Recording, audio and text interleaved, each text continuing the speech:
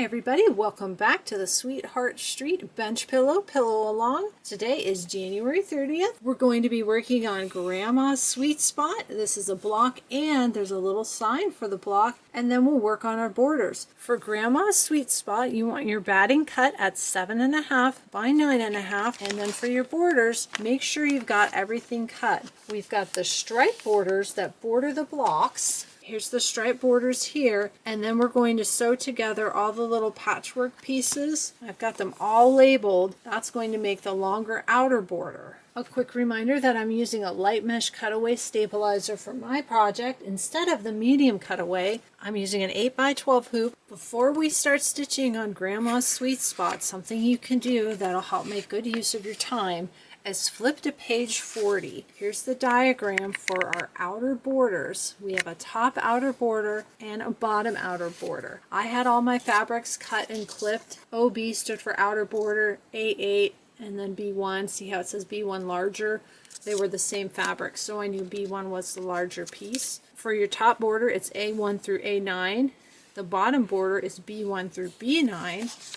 I went ahead and laid all of these out on a design board. I've got everything in order, 1 to 9. This is my top, and 1 to 9. This is my bottom. So as we're stitching Grandma's Sweet Spot, when we get to some of the longer stitch outs, like this roof satin outline and there's eyelets, sometimes some of these stitch outs take a while. The fill for the flower, that way I can turn around. My sewing machine's right next to my embroidery machine, and I can start sewing all of these together. You just want to sew them right sides together, 1/4 inch seam allowance, and then you'll have your top border and your bottom border sewn and ready to go. Now I'm going to hoop my stabilizer, prop up my instructions by my machine. We're going to start with color B, which is the pink rose color. Let's load our files. I'm on a Baby Lock Meridian. I've got everything on USB. We need to load our background quilting first.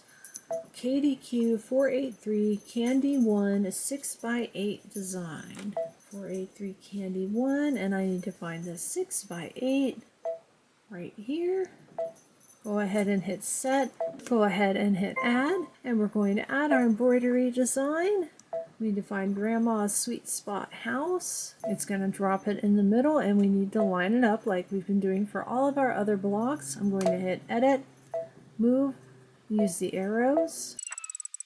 That looks good. I'm going to hit OK. I'll save it to my machine just in case. We're ready to start. I have pink rose on my machine. We'll go through all of the background quilting. We've done this several times. I'll run all of that together.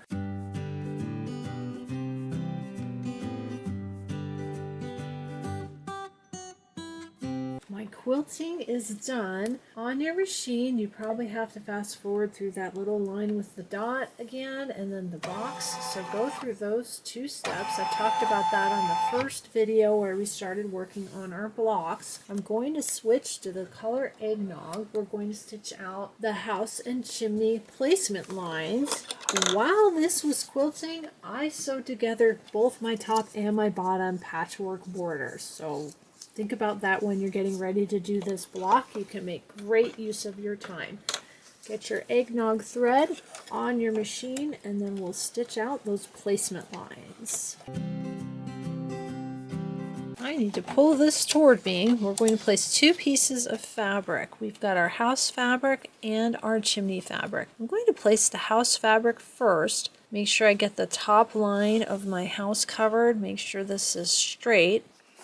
Double check, and then I'm going to place the chimney. I just wanted to make sure I wasn't going to overlap anything and have any issues. Once you've got those in place, you can stitch the tack down lines, and then we'll trim away the extra outside the tack down.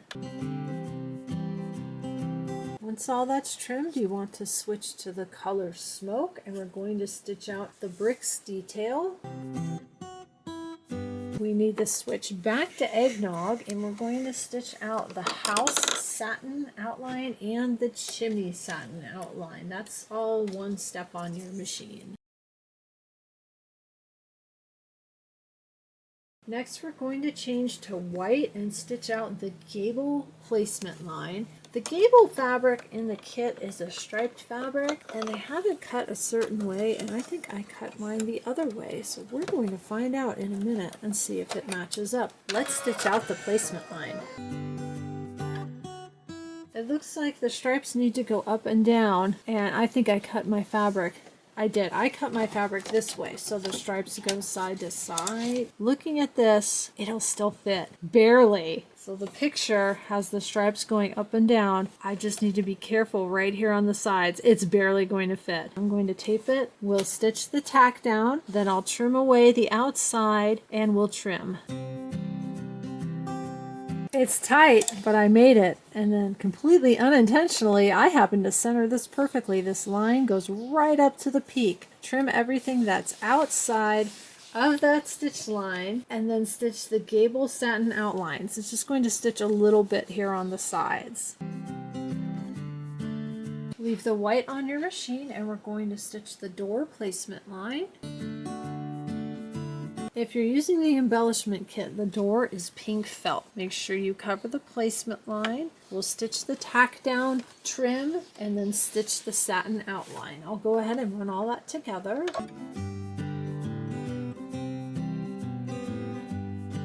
Leave the white on your machine. We're going to stitch the house decorative trim fill.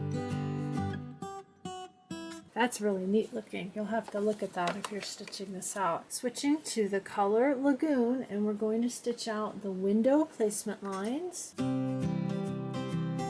You want to place your window fabric right side up, then we'll stitch the tack down and trim. After that, if you're working with the embellishment kit, there is vinyl. So make sure your vinyl is nice and clean, no fingerprints, nothing stuck underneath. Once you have your window fabric trimmed, put your hoop back on the machine. We're going to stitch the crossbar details and decorative outline. Next we need to place our vinyl. I've been cleaning the vinyl. Make sure there's no fuzz on your block too. You want to cover the windows and tape your vinyl and then stitch the tack down. I forgot to turn on my camera. We just stitched out with the color Lagoon, the roof detail, and the eyelets. That's going to be for our fairy lights. While this was stitching out, I was pressing my borders. I guess I forgot to push the button. We want to change colors. We're going to switch to the color Aloe and stitch out the stem and leaves fill. Then we're going to switch to the color Celery and stitch out the petals fill. And then after that, we're going to switch to pink and we're going to stitch out the center of the flower. I'll go ahead and run all of those together. It's just straight stitching, no applique. The last color we're going to use today is the cool gray. We're going to stitch out the doorknob and the smoke details coming out of the chimney. We're all done with this block. Let's go ahead and trim our block and then we'll work on the sign. Our block trims to 6.5 by 8.5. That's the middle rectangle ruler in your orange pop ruler set. I've gone over how to use these before. I'm going to trim this. And then we're going to move on to our sign. If you haven't looked at the designs yet, you have 3 choices for your sign. There's Welcome to Grandma's House, Welcome to Nana's House, and Plain Welcome. That's going to be the one that I'm stitching out. Let's get a look at our block and then we'll work on the sign.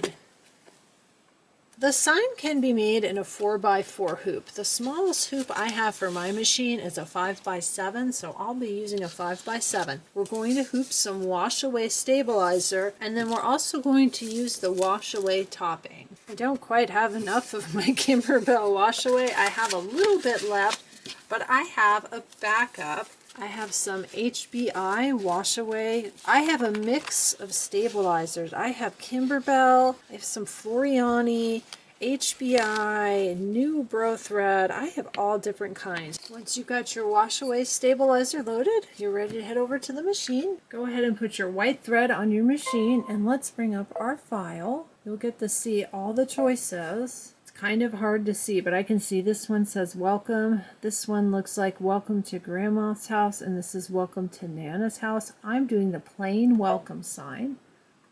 Just hit set. There's nothing additional. We're ready to go. The first step here is to tie knots at the end of the twine. It tells us to tie a knot at each end. If you go up to the top, we've got the white and pink twine, 3 inches. If you're making your own sign, cut 3 inches of whatever you've got handy. The first step on our machine is stitching out the twine placement lines. I'll go ahead and do that while I'm tying knots on my twine.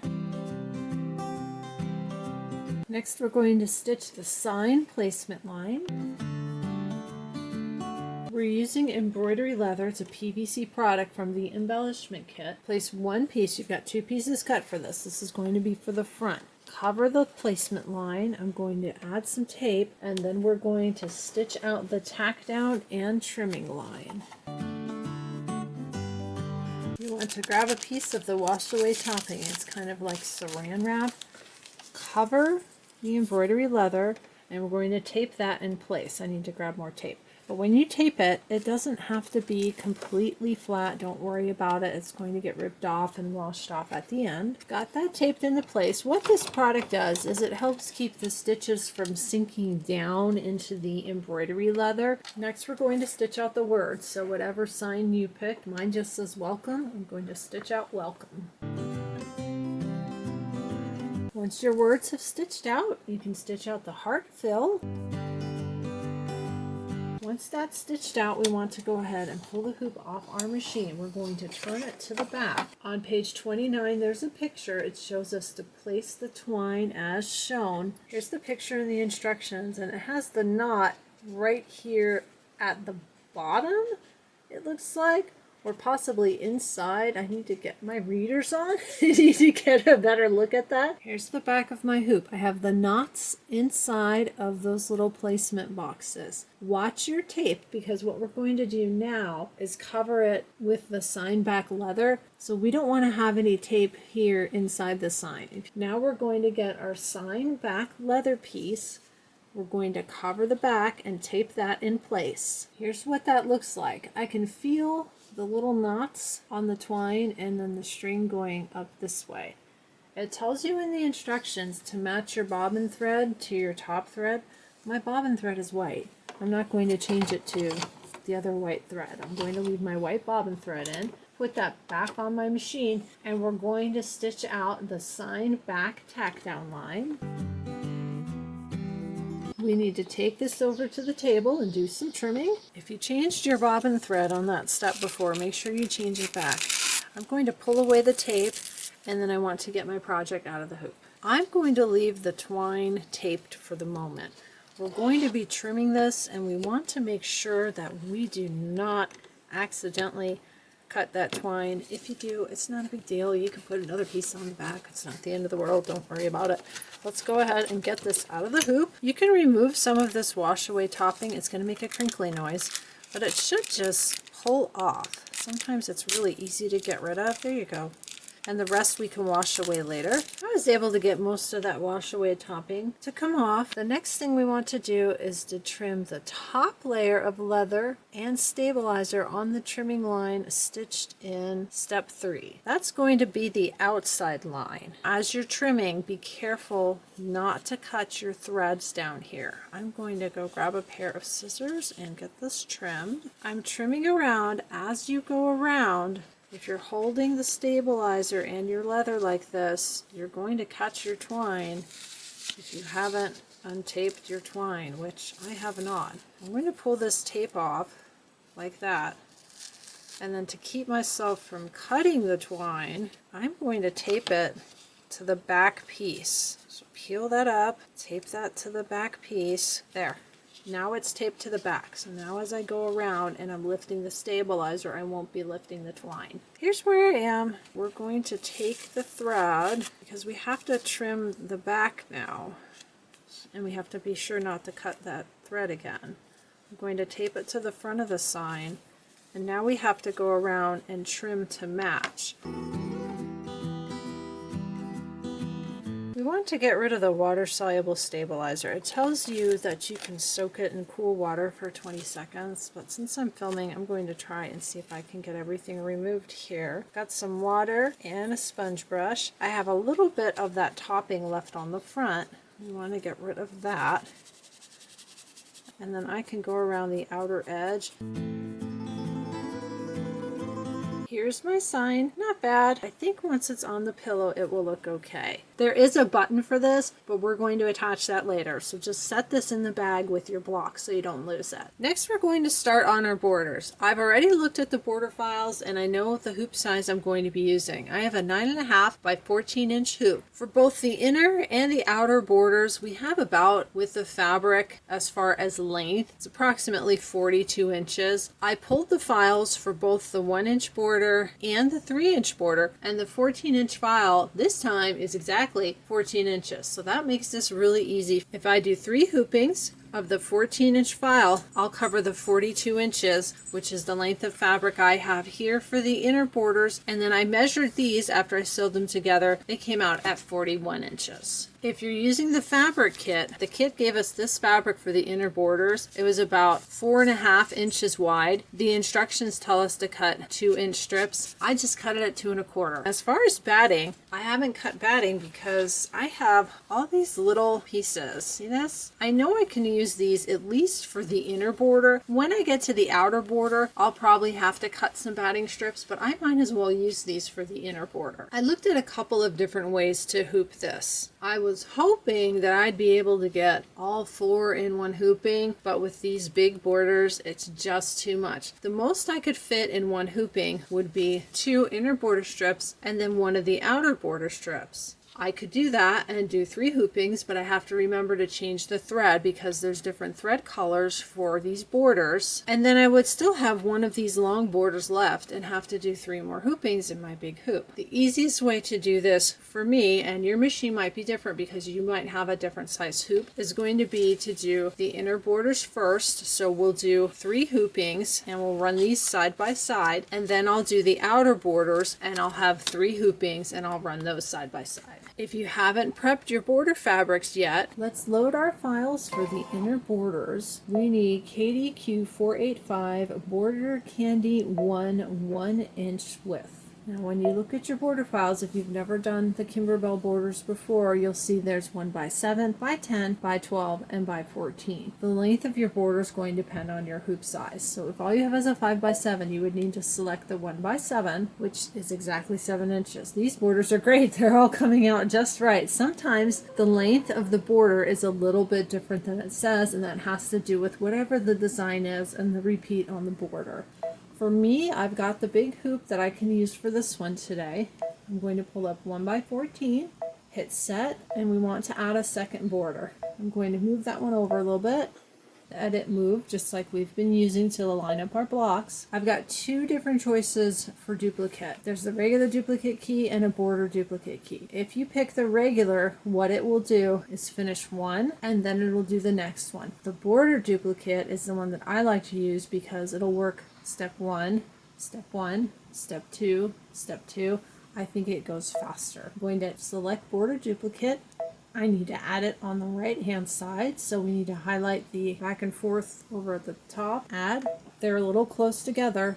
You've got buttons here that have arrows pointing out, and I'm on a Baby Lock Meridian. If you're on a Brother machine or any Baby Lock machine, your screen is going to look either exactly the same or very similar. That looks good. They're spaced apart far enough for me to work with. I'm going to save that to my machine because we have to do this 3 times. That way, if something goes wrong, I don't have to try and reline it up. Go ahead and hit embroidery. These are stitched out with the pink rose color. I already have that on my machine. I'm going to leave that on throughout the border stitch out. I have my light mesh cutaway loaded in my 9.5 by 14 inch hoop. The inner borders and the outer borders are stitched out the same way. So we'll step through the inner borders since we're starting with those, and then the outer borders I will show on the screen, but I'll move through them a little faster. The first thing we're going to stitch out is a batting placement line. You You want to cover the placement lines with your batting. These placement lines are 1 inch apart. If you haven't cut your batting, I would say cut it at least 1.5 inches. That gives you a 1/4 inch on either side. I usually like to use scraps for this, as long as it'll cover the lines. I've got one nice long piece, so let's use that one first. If you have batting that extends beyond the line at the bottom, that's fine because we're going to trim it. I'm going to tape it at the top and the bottom, and then I'm working with little pieces. You can absolutely work with scraps. It's a pillow. I'm not going to fill the joint. This is something that's for display. So all I want to do is smooth that out. I've got a nice clean edge. Grab another piece and just bump it up against that piece. And then I'll add some tape just to make sure. Put your hand underneath to support your stabilizer. I'll tape either side. Double check, make sure they're nice and flush. Yeah, you can't even feel that when you run your hand over it. You cannot feel the spot where the two pieces of the batting bump up against each other. We're going to stitch the batting tack down. After your batting is tacked down, you want to remove the tape and you trim away everything outside of the stitch line. If you've got a long piece like I have, I can save this and I can use this next time. Next, we're going to stitch out our fabric placement line. The fabric placement line has stitched out. If I measure that, the fabric placement line is 1.5 inches wide. That's the exact width we're going to want to trim our strip. And if you look at where the needle is, if I hand crank that down so you can see it, it's inside of the fabric placement line. So the tack down line, which we will see from the top of our strip, ends up being too narrow to cut. So I always end up cutting my strips from the back. And I learned that after doing several of these projects. I didn't know that at first, so I would trim them from the front and measure 1/8 of an inch outside on either side to trim my strips, but they're easier to trim from the back. Let's grab our inner border fabric. You want to make sure to cover the placement line. If you've got selvage on it like I do, make sure that's outside of the quilting area. There's plenty of fabric though, you should be just fine. And then you want to make sure you cover the line and then add some tape. I've got tape here at the bottom and at the top. The next thing we're going to stitch is the fabric tack down line. Both of the strips are tacked down. We're going to go ahead and stitch out the quilting. These are done. We're going to go take this over to the table and get these out of the hoop. We are over at the table. You want to go ahead and pull off any tape. Let's get this out of the hoop. You want to cut away the extra stabilizer. You don't want to trim your strips at this point. We just need to get them separated from each other and get rid of the extra stabilizer. If you want, you can trim your stabilizer closer to the fabric. Just don't cut the fabric at this point. We're going to set these aside. You need to re-hoop some of your stabilizer. We're going to go back over to the machine. Back at the machine, we're going to stitch our batting placement, batting tack down, trim the batting, and stitch the fabric placement, just like before. At that point, we'll take this over to our table and match up the strips. I'll go ahead and set that beginning part to music because we just did that.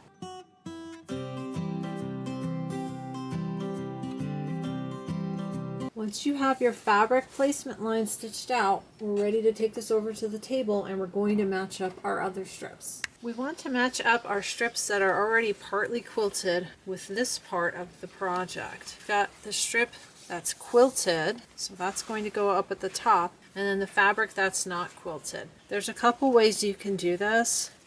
You can try to line them up like this, and you're looking at the stitching lines and the line here across the top and the line here, and you can flip it this way. That might work for you, or you can do it the other way and sort of roll the strip, kind of look at where the lines are, and they're a little hard to see because I've got pale pink thread and I have a pink cutting mat. I should have flipped my cutting mat to the other side. What you're trying to do is match up this line here with this line here and your outside stitch lines with the other outside stitch lines. Do the best you can, and then we're going to double check it when we get to our machine. You can hand crank your needle to check, or you can use your laser if your machine has a laser. You want to tape it at the top. Make sure it's taped because we're going to pick this up and carry it back to our machine. And then make sure you're covering the placement lines. Tape it at the bottom. I'm going to have to get a little more tape ready. I don't have quite enough over here. I might if I get creative. And you're going to want to do that for both of your strips. When you're putting this on your machine, you want to be careful because you don't want to catch this under your hoop. So you have to make sure that as you put it on the machine, this part goes up and over the back of your machine.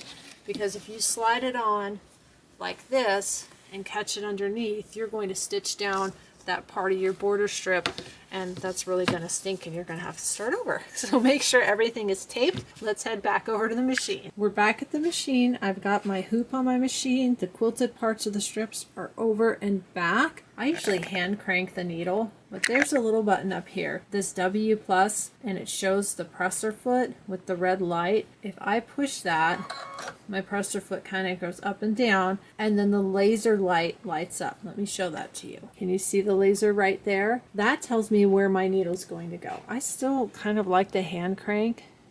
It'll turn off. I think I'm lined up. What I'm checking is to see if my needle is right at the end of this line of stitching right here. We want to make sure it matches up. I'm going to let these fabric tack down lines stitch out, and then I'll slow it down again and see if I have that one lined up. I went ahead and I stopped my machine. I'm going to hand crank the needle. My strip is actually shifted to the left, honestly about half a thread's width. If it's not lining up absolutely perfectly, and if it's only off by a little bit, you're never going to notice. But I think all I need to do is pull it like that right there. That's why I like to hand crank the needle. It's a little hard to see the laser on this one too because it's pink fabric and a red laser. I'm going to go ahead and stitch out these tack down lines, and then we'll get a close-up and we'll see how good I did with matching. Before we stitch our quilting, let's get in really close. Right here. I'm off, gosh, like I said, probably what, half a thread's width? And this side, it's off about a thread's width. See how this line right here doesn't quite meet up with that one? It's not going to matter. You won't be able to tell the difference. Let's look at the next strip. And I'm having a hard time telling where one line ends and the other begins. Right there. This one's off. Just looks like a thread's width. These are fine. They don't need to be adjusted. When they're that close, the quilting is going to look continuous. We're ready to go. We'll stitch out the quilting. These are stitched out. You're going to do the exact same thing. Take this off your machine, go to your table, separate the strips, set them aside, re-hoop, and then you'll quilt the bottom part of your strips and you'll be all done. I'll go ahead and do that off camera because it's exactly the same as we just did. Let's take a quick look where my strips matched up and see how I did. Now I can tell right here, I'm not sure if that's going to show on camera. Do you see how my heart and the little sign overlap? So my strip wasn't quite lined up, but who's going to see that? Let's look at the next one. You really have to get in close to see that. That one's a little bit better. That one is almost perfect. When this is in your pillow, you are never going to see that, especially since it blends in. I'm going to finish these off camera. We'll start the big borders together. We're going to stitch out the outer borders. These are stitched in the color Pale Mist. I already have that on my machine. We need to bring up KDQ 485 Border Candy 1, the 3-inch width. And I'm using my 14-inch hoop. I'm going to bring that up. Set. I'm going to do the same thing that I did before. Slide it over. And we're going to duplicate it using the border duplicate key, add one on the side, and space it out. You'll notice that the pattern on this is directional, and we're dealing with a patchwork border. If you look in the instructions, you can see the order of the fabric placement. We need to pay attention to this when we're ready to do the quilting and we place our fabric in our hoop. I'm going to hit the embroidery button and save it to my machine. I already moved my camera over, but you've seen me do that before. The first steps are the same that we did with the inner border, so I'll move through those quickly. We're going to do our batting placement, batting tack down, fabric placement, and fabric tack down. We'll stop before the fabric tack down and we'll talk about laying down our fabric for this directional border. Let's measure this placement line for the batting, just to give you an idea in case you haven't cut your batting. It's 3 inches. I would say cut your batting at least 3.5 inches. I'm using scrap batting. Again, I think mine is cut 4.5 or something. It's plenty big enough, but I like to use scraps for this.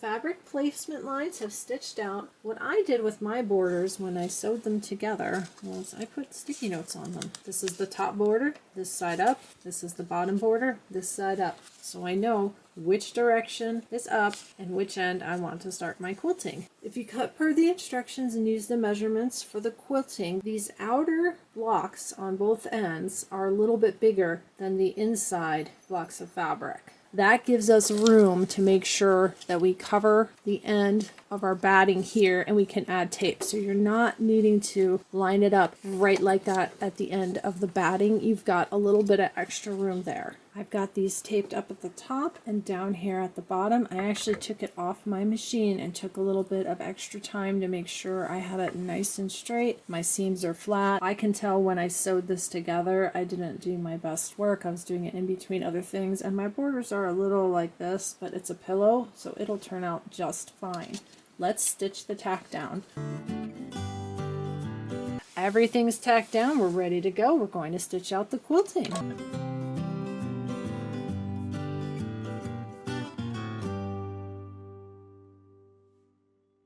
The first part of our borders have stitched out. It looks great. These are going to get stitched out exactly like the inner borders. This is the first section. You take it out of the hoop, you trim it, rehoop your stabilizer, go through the same steps to line everything up, and stitch out the next 2 sections. At least if you're using a 14-inch hoop. If you're using a smaller hoop, it might take a few more hoopings. I'll go ahead and do that off camera because it's exactly like we just did before. The next thing we'll do is we'll trim our borders. I have all my borders stitched out and the extra stabilizer trimmed off. A little bit more stabilizer on these.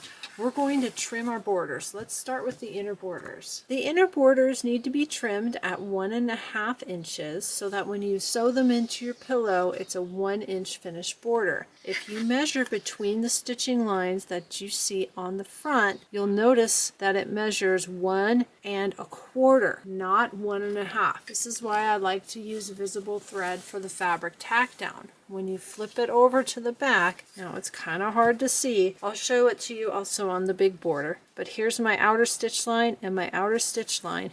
If you put your ruler down from here to here, 1.5 inches. So the border's easier to trim from the back. Here's our outer border. It's going to be the same thing. If you measure from this stitch line to this stitch line, you've got 3.25. You don't want to cut these 3.25. You want to cut them 3.5. Turn it over to the back, find your fabric tack down line right here, right there, measure that, 3.5. I find it easier to cut these from the back than cutting them from the front. You can cut them from the front, but what you would want to do is add 1/8 of an inch outside of this stitch line and this stitch line. That will give you your 3.5 inch for that, and it would give you the 1.5 inch on the inner borders. Since I have this one in front of me, I'll show you on this one. I lay it out on the table and then I look for that outside trimming line. That helps me line it up right near it's right near the edge on this one. If it's hard for you to see that trimming line, you can also look at this line right here that's right on the batting. This is another really easy way to trim your borders because between these 2 lines, your batting strip is 3 inches, which is what we want, 3 inches finished. So if I take my ruler, this ruler has a 1/4 inch line marked on it right here. If I line that up on the line of the batting, then I know that I'm trimming with that correct seam allowance. Now my border's a little bit crooked. Do you see that? How it kind of scoops? So when I trim this, I need to be careful, and I'm probably actually going to have to use a shorter ruler to make it easier. So all I do is I do this and I go all the way up, and then I would turn it around. And for the second side, you already know you've measured straight here. I know it needs to be 3.5. My ruler has a 3.5 inch line right there. I can line that up along the straight side, and I've got the double check where I can feel for that thread line. Do the best you can. It doesn't have to be perfect. This is a pillow. Pillows are some of the most forgiving projects for crooked borders. Nobody will ever see it because it's a pillow. Now I can tell right away that I might not have done the best job trimming. Do you see this? See how much extra I have here? And here, I'm almost right on top of that batting. So I didn't really do a great job trimming. What I'm going to do for the next part, I want to make sure that I can see that line. I have a water-soluble pen. It's from the Kimberbell punch needle kits. And I need to make sure that I can see this line a little bit better. That's another way to help trim your borders, to see what you're doing. And again, that's water soluble, and I'm going to cut right on the line. When I go to put this in the quilt, what I can do is leave myself a mark, so I know that I trimmed that a little bit too short, and it starts going really short right about here, and it's really short right there. I use clips and pins and stuff, so I know that if I trimmed it short, I can watch for it. When I trim the next part, we're going to line up on the line that I just drew. So let me straighten this out, and I'm going to continue to draw this so I can see it better. Now I can really see it. Do you see that? I'm going to trim this part. And when I get here, you can see where it doesn't match. I'm going to cut it like this. See right there? When I sew this onto my pillow, I'm going to take that into account and make sure that I sew that on correctly. If you don't have a water-soluble pen, you can use a friction pen, an iron-away pen, because this is the inside of your borders. So even if it leaves a ghost mark, which some of those iron-away pens do, it'll be fine. You're never going to see it. Look at that. I didn't match that up particularly well, did I? Looks good from the front, though. No worries. It's hard for me to trim underneath the camera, so I'm going to trim the rest of my borders off camera. I'm going to do the same thing for this inner border. I'll probably take my marker and mark it to help me be able to see those trim lines. You can just, you know, mark a little bit, a little bit, a little bit. You don't have to mark the whole line, just to give you a visual to help you line up your ruler, and that'll make these trim up a little bit straighter. I've got all my borders trimmed. Using the marker on the back was really helpful. I think that might be my regular go-to instead of worrying about using a visible thread. Everything trimmed up really nice. The only one that was really crooked was the one that I did on camera. All the rest of them look good. Let's get a look at what we did. In addition to the borders, we did our grandma's sweet shop, and we'll be putting a button on this later to hang up the sign. Coming up next week is assembly and embellishments. That video will be on February 6th. We'll sew everything together. We'll add all the buttons, the signs. We're going to work on the backing. This is my first bench pillow, and this bench pillow has a really long seam on the back and has a zipper, so we'll put that zipper in together. Also on my channel, there's a new video for the applique of the month. I've stitched up the first applique of the month project, and I'll be bringing you the next one with the shamrocks as soon as that comes my way through the mail. I'm also hosting a Perfectly Pieced mystery quilt project for the year. I'll link that below. You can download the information packet for free. We have 2 possible layouts for the mystery quilt. I talk about fabric requirements. There's a couple videos, but all we've done so far is the January block. Feel free to jump in. Be sure to like, subscribe, share with your embroidery friends. We've got 1 more week to go. We'll get this put together and on display before Valentine's Day. Thanks for joining me, and I'll see you next time.